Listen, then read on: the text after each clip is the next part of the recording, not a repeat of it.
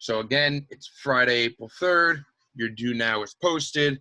Our conference call with Mr. Hood, he'll pop in around 9:30.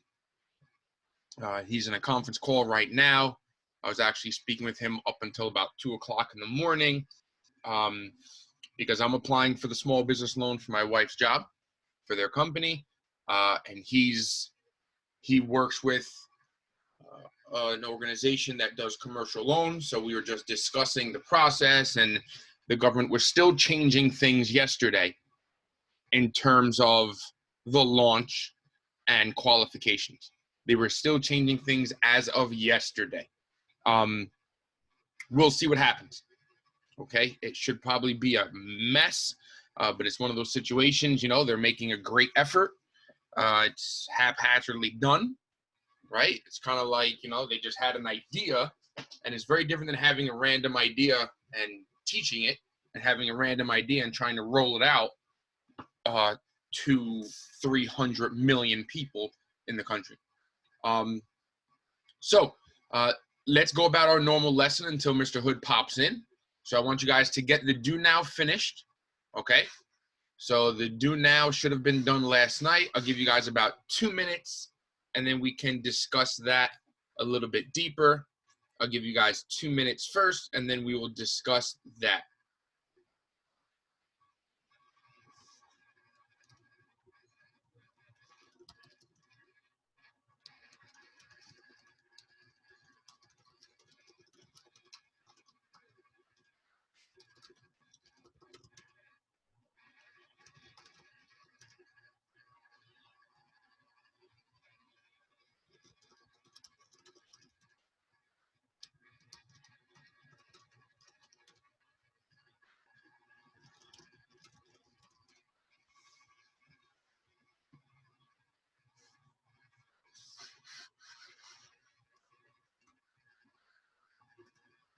All right, let's admit two more people.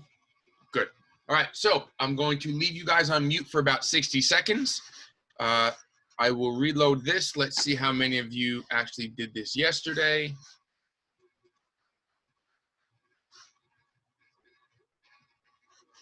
Only 23 between both classes. All right, so you guys got to get this done before we have that discussion. This should have been done yesterday, guys. We had that discussion already. All right, doing this a day late or after class is not what it's up here for.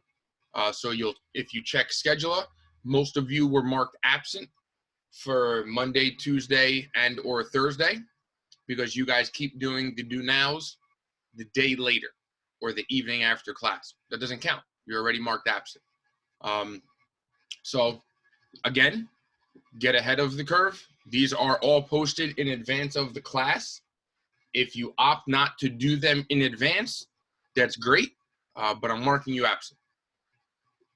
All right, so I'll give you guys about a minute or two to work on. Actually, you know what? We're not going to give you a minute or two to work on this. If you guys aren't already done yet, you're not done yet. We're going to move on. Okay, so what I want to do now is not give you time to do things that should have been done before you walked into this room.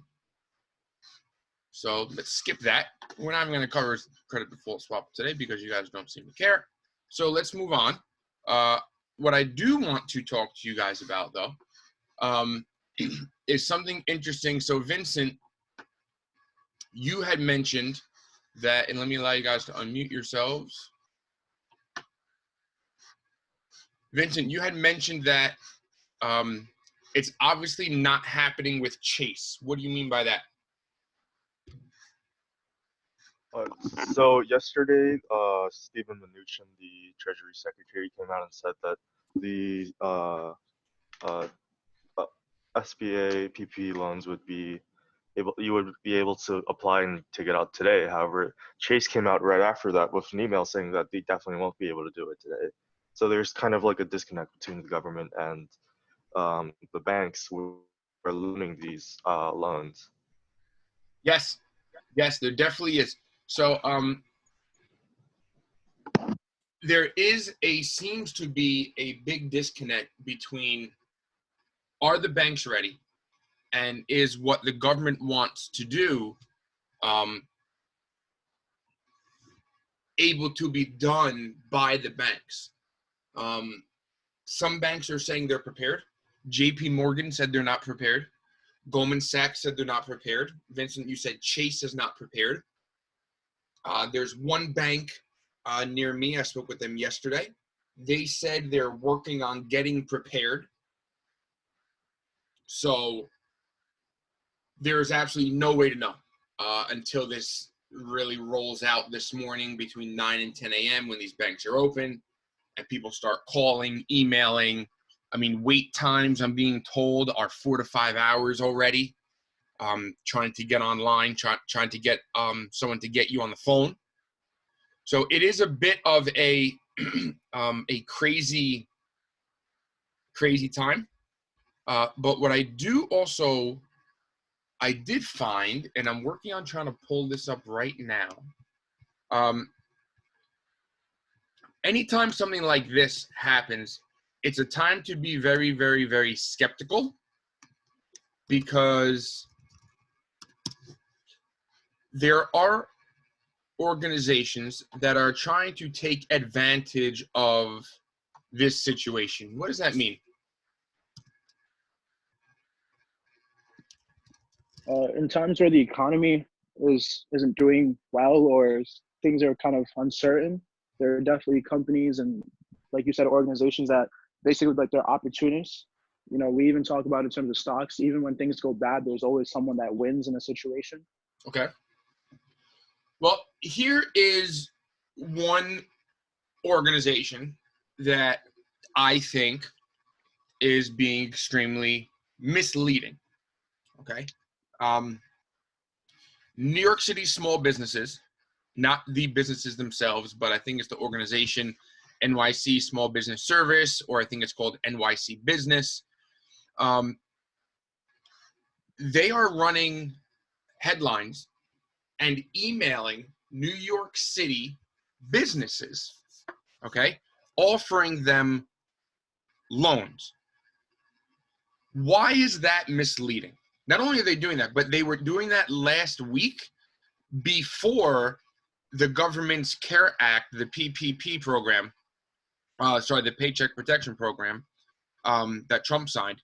They were emailing just before that came out. Why were they doing that? I guess they were trying to get ahead because, like, they knew that it would cause lots of uncertainty among small businesses, and they would be desperate looking for funds to continue operations.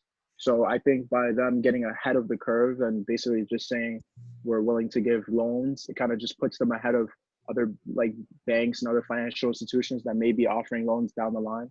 Yeah, to a degree. However, the Paycheck Protection Program, they're offering loans, but what kind of loans? Loans that what? That are Loans that low probably interest. have high interest rates. Say that again? Loans that have high interest rates. No, they're not. They're What are the PPP? Loans Super that can low be turned interest. into Like grants. basically, they're basically no interest. Correct. It's actually the opposite. It is actually the opposite, Tyler.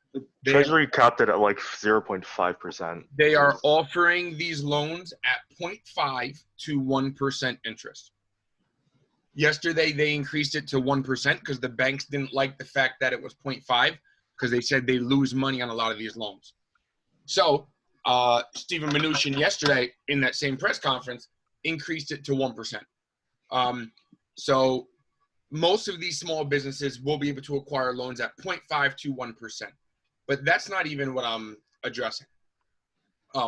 These loans, if they are used for rent, utilities, and for payroll, what does the government do with this loan? You can turn them into grants. They forgive it. Yes, Adrian and Vincent. They turn the loan into a grant and then forgive it so you don't need to pay it back if you use it properly. Now, that's huge. Okay? What New York City was doing, they were emailing all of the New York City-based businesses and trying to convince them to take out a loan for their small business for being impacted by COVID-19. And guess what? those loans were not forgivable. Those loans were a 4 to 5% interest rate. Okay. And those loans were not forgivable. There was another New York City loan that bragged about being 25% forgivable. Neither of those loans that they were offering qualify or even remotely come close to the paycheck protection program that's being launched today. Why is that? Why would I consider that disingenuous, or for lack of a better way to put it, shady? Because a lot of small businesses now missed out on the opportunity to get these forgivable loans. Doesn't comply with government. Well, it's two different things. One is New York City offering loans. One is the federal government. So you don't have to comply because you can offer loans any way you want. So think a little bit harder. This is two separate organizations offering a business something. One is offering 4 to 5% interest and 25% forgivable. The other is offering 1% interest and 100% forgivable. So The fact that, I'm sorry, continue, Tyler. Let me I get think- somebody else because I'm hearing from the same people. Let me get somebody else. Dylan? Chris Lou?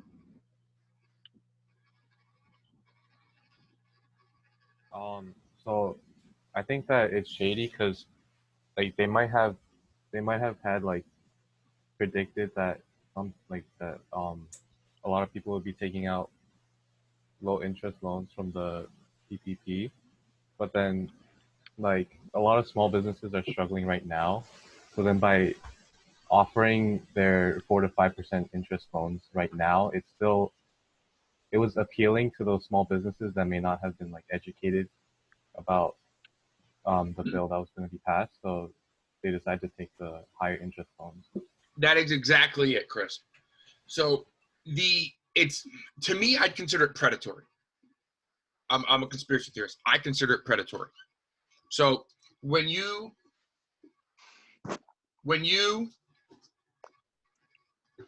disingenuously try to get there first and not adequately advertise the program,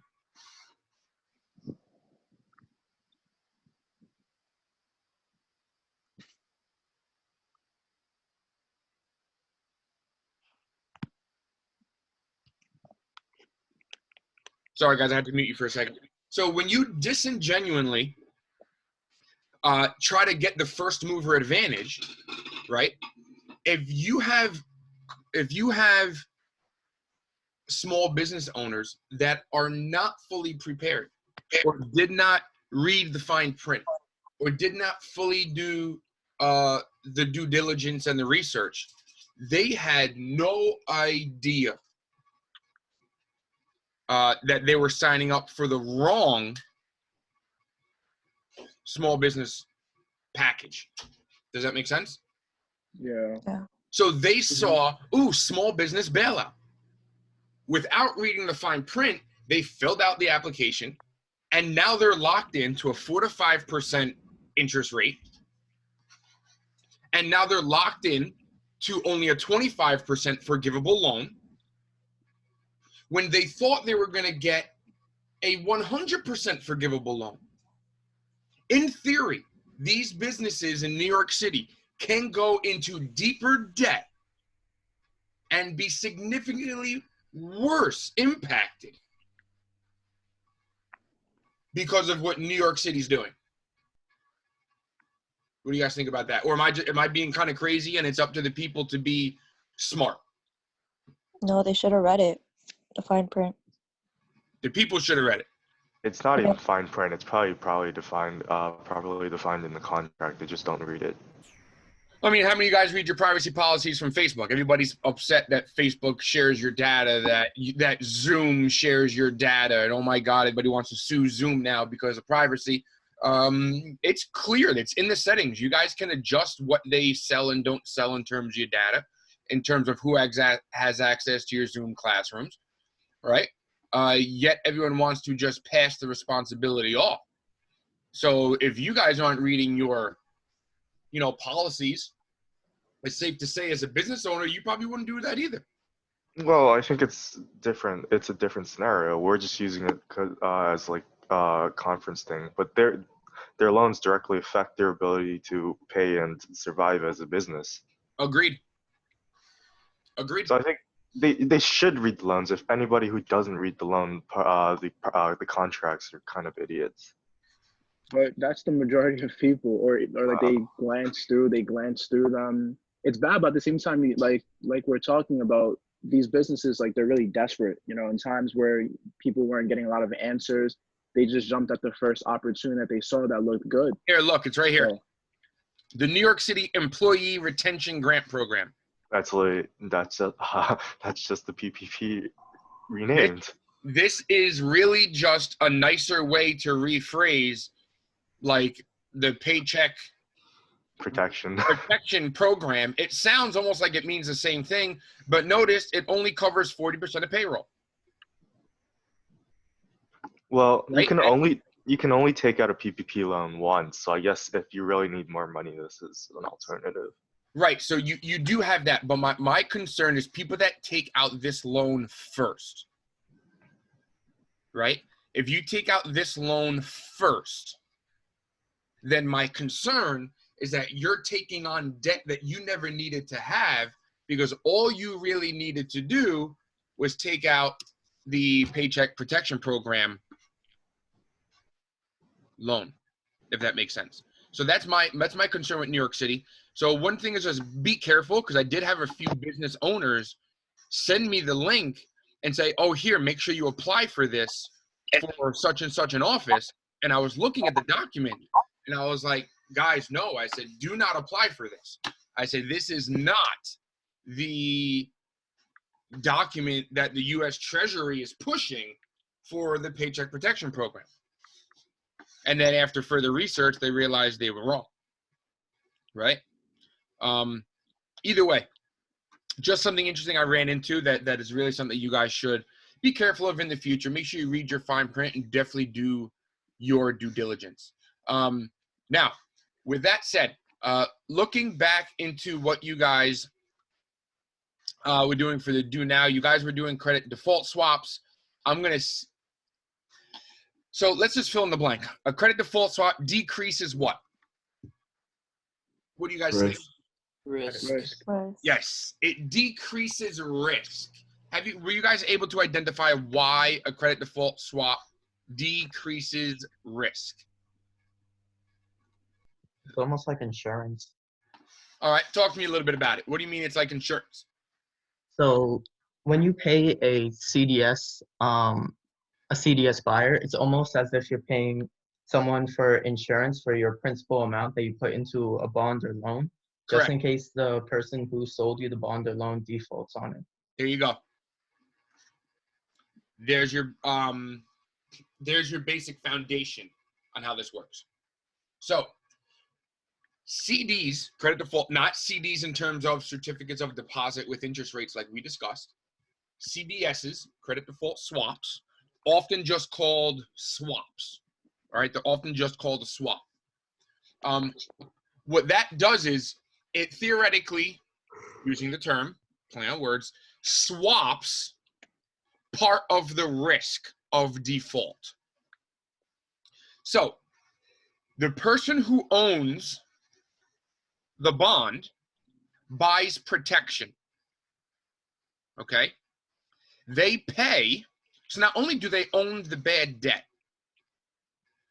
they also pay quarterly payments to another financial company in case this happens on the bottom. Give me a second. Let me start drawing. Great. So they have two issues.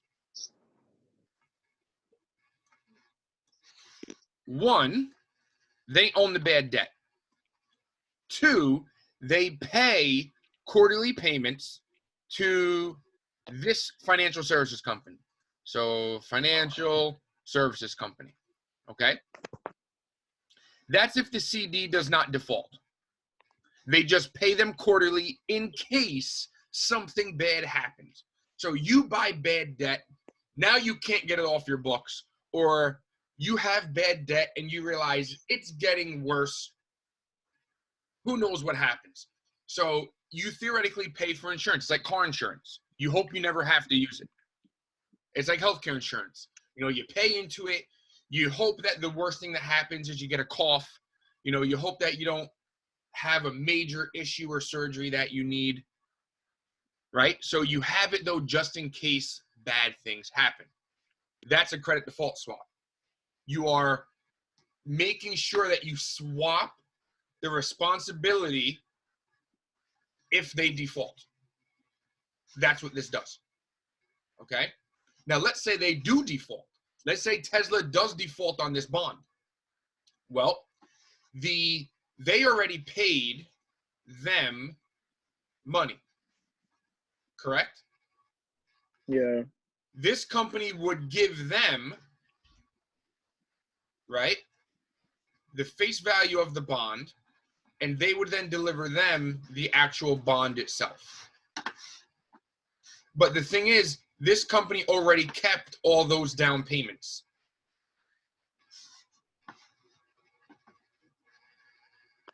Okay? So if we clear this, let's go through this one more time. Your credit default swap is when one of two things is happening. They might default or they will default, and you're scared. You need to protect your risk. In order to protect your risk, you buy insurance. So you pay. You pay insurance, okay? If they don't default, then you're just paying them every quarter. So why would this person do that? Why would they be happy about offering a credit default swap? Because they're getting the quarterly payments. Hell yeah. They get quarterly payments. So they do a risk assessment. They do a risk assessment. They say, hey, you know what? Tesla is not going to default. They know Tesla's not going to default. They think Tesla will default, right? So they think they'll default. They buy insurance. They pay them every single quarter. They're happy taking that money. They do their own risk assessment, and 4 times a year, they get a nice fat check. Or they do end up defaulting. And then what has to happen is that they have to provide the value of the bond back to the protection buyer. The seller keeps the bond, but also keeps what?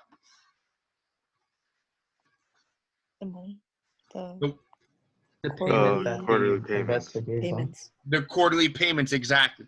So it becomes the protection seller that now has the bond and has to fight for the value of the bond from the company. So they would fight Tesla for the value of the bond. They would keep all of these. Guys, who's making moves?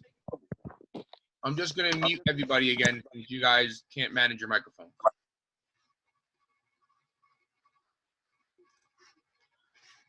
All right. So there are 2 situations where CDs work. One is where this company just wants money. So they'll sell CDs forever, thinking that these stupid people will just continue to pay them insurance. That's their thought process. They will continue to pay us insurance. Then there's the situation where this is really a risk, and even though it's a risk, they want these payments. And they'll be happy fighting for the value of the bond from whatever company or corporation issued the bond. Now, what is the quarterly payment? I muted you guys, but you can unmute yourself. So what is the possible, like, you can't give me the dollar amount, obviously, but talk to me about what the quarterly payment might look like. Like a 1%. Definitely not 1%. Definitely not. Definitely not. That's definitely, that I would have to take way too much risk for 1%. Talk to me in general then. Don't even give me a percentage. Talk to me high and low percentages. I read somewhere that it could be a part of the interest from the bond or loan. So instead of getting your full profit back and your principal, you'll get like less of your interest back. Right. So when, hold on 1 second. So you're saying, so for the protection seller, they take it out of the interest that's getting paid through the bond. Yeah. Okay. Now, would you say though, let's say you're giving me a quarterly payment. Is that percent going to be high or low? What's it depend on?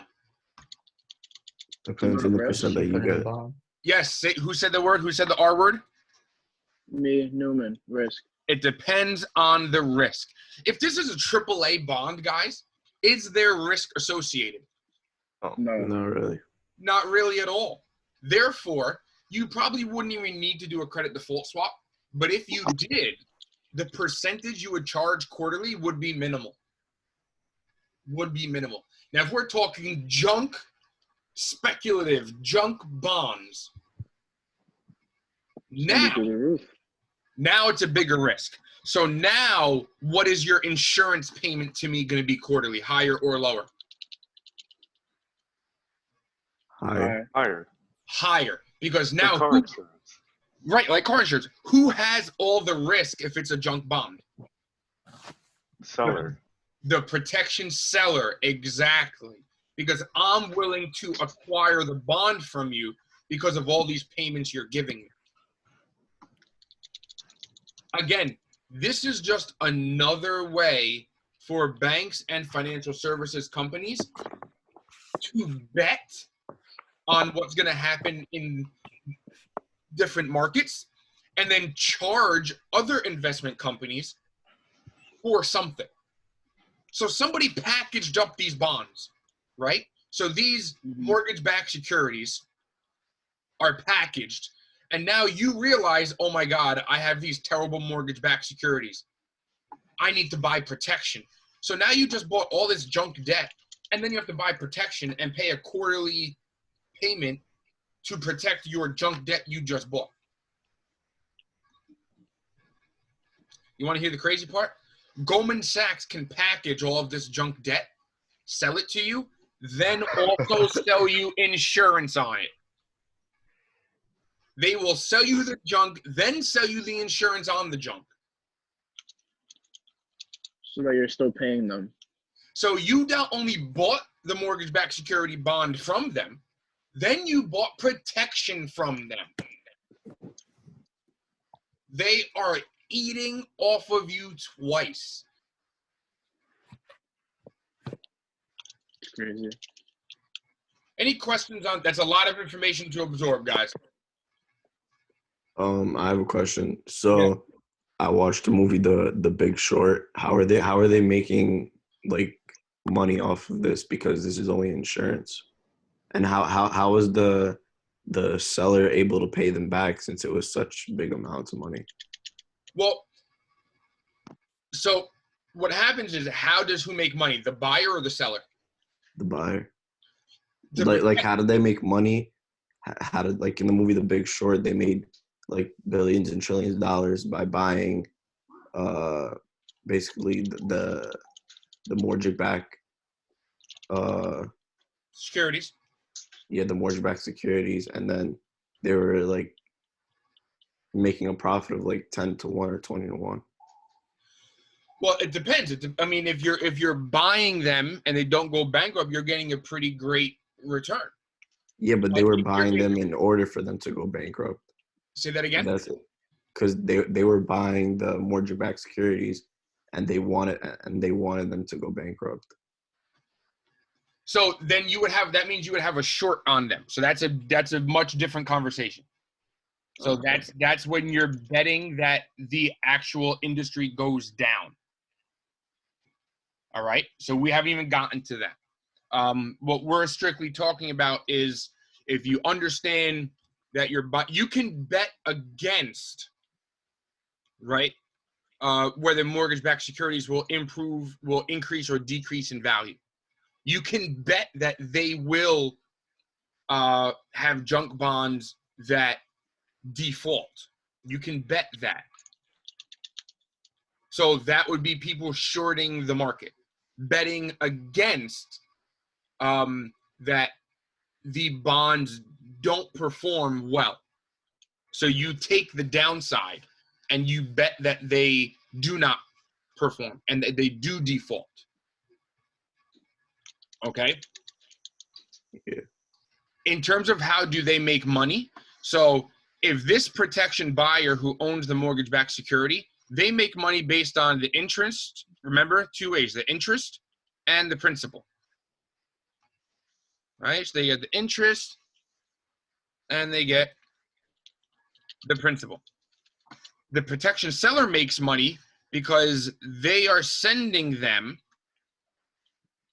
money every quarter for protection. So that's how these two make money. If you own an Apple bond, though, you probably don't even need to pay for insurance because there is limited downside risk. Does that make sense? Yeah. Yeah. All right. So a lot happens in the movie The Big Short. A lot happens in Too Big to Fail and all those other movies.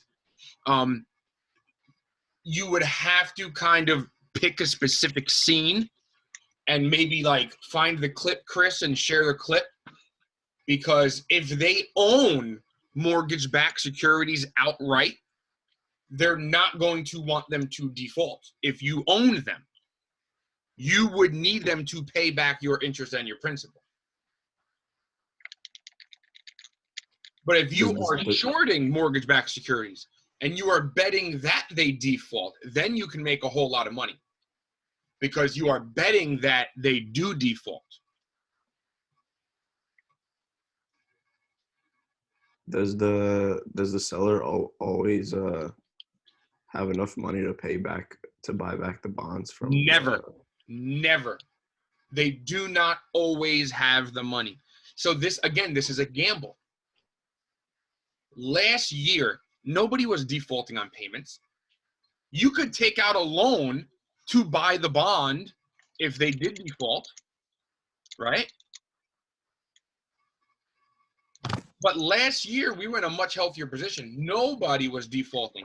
So you might buy protection on a junk bond, and the seller knew they would be happy because they knew there was almost no risk of defaulting in this economy last year. There was almost no risk. So they would just keep eating, keep taking this quarterly payment from all these different companies that wanted insurance. Keep selling insurance, keep giving me free money. Because if the economy's healthy, if the economy's healthy, you would know damn well that no one's defaulting. So you're just going to keep taking all that money. Does that make sense? Yeah. Until today, where you have a huge risk in the markets. And if you have a risk in the markets, this is where you're going to find it harder to buy insurance. You're going to find it hard to find someone to buy insurance on Carnival Cruise Line's bonds. So if I bought cruise line bonds, I can then buy protection from the seller. And I would own the bond and then also buy protection from them. Does that make sense? Yeah. Do the premiums change if economic conditions change?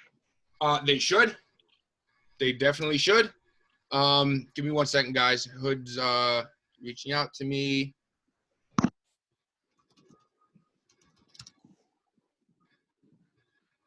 You guys had to log in with an email, right?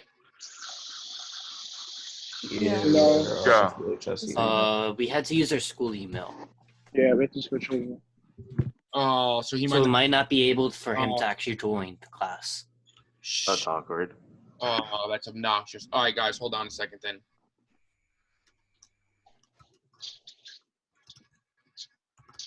I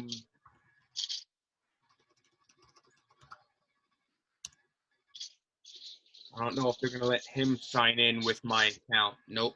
All right. Damn it. You can add a co-host. Yeah, let me figure that out right now.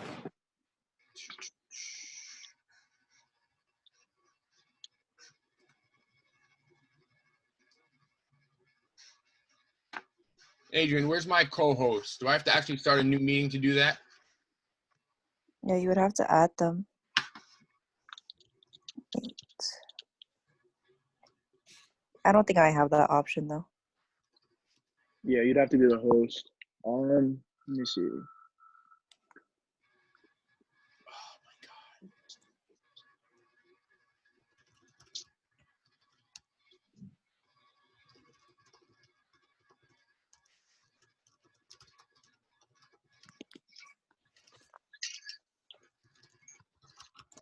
Sorry, I'm trying to figure this out. See, this is why I hate. Tesla's up quite a bit today.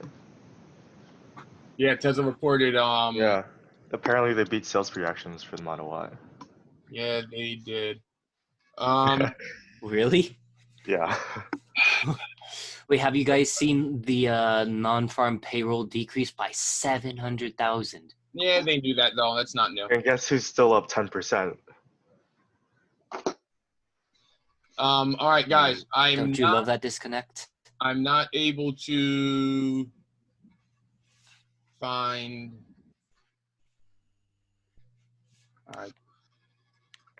How to do this? Add. Anybody find out? If I can, guys. I mean, I would imagine for you, you'd have to go on some meeting settings. Yeah, that means I have to stop the meeting in order to do that.